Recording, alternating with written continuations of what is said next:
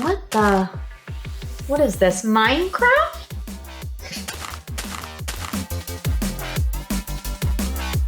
Hey everyone, I'm Trisha Hirschberger, and in today's episode of DIY in 5, we'll talk about video resolution and try to make sense of all those HD, 2K, 4K, 8K, etc. terms. If our tips help, please don't forget to subscribe so you won't miss any of our upcoming episodes.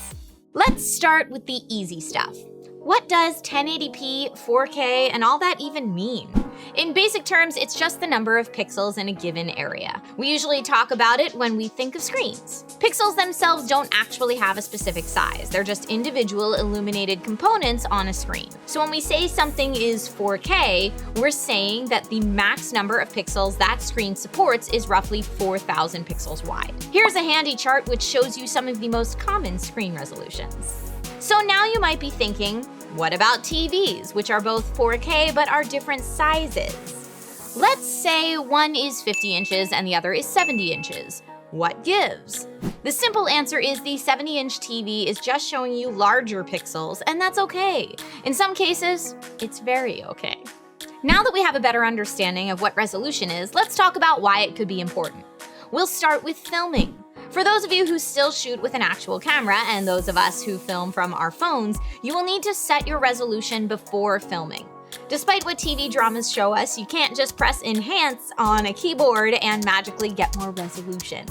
If you want to see your footage in 4K, get a camera that shoots it and make sure you're actually filming in 4K. A number of phones and cameras will default to 1080p. Now let's discuss what most of us care about, TVs.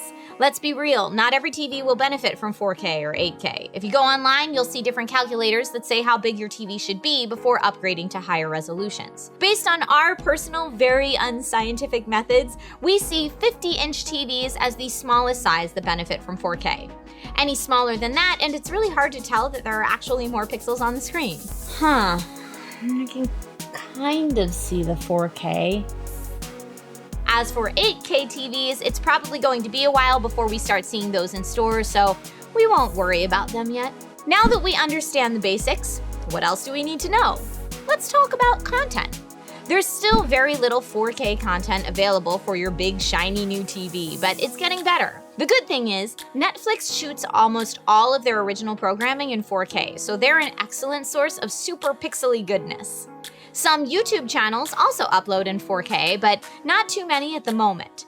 If you do want to stream any 4K content, it's recommended that you have at least a 25 megabit per second internet connection. If you're more into physical media, there's also 4K Blu-ray discs, but you will need a player that actually supports them. Your standard Blu-ray player from a few years ago won't play any of that new stuff. And finally, for my digital file-loving friends out there, just know that 4K video files are huge. So if you want to keep all of those ultra high-def files on your system, you're going to need storage space. You'll get roughly 35 hours of footage for every terabyte of hard drive you have. So who of you have already made the 4K TV upgrade? Do you actually notice a difference? Let us know in the comments below. And you know, many phones nowadays are 4K filming machines. If you want to learn how to shoot better video on an iPhone, check out this video here. That's all for now. I've got a really large screen to go watch stuff on, so I gotta get back to that. That's not true at all. That was just YouTube magic.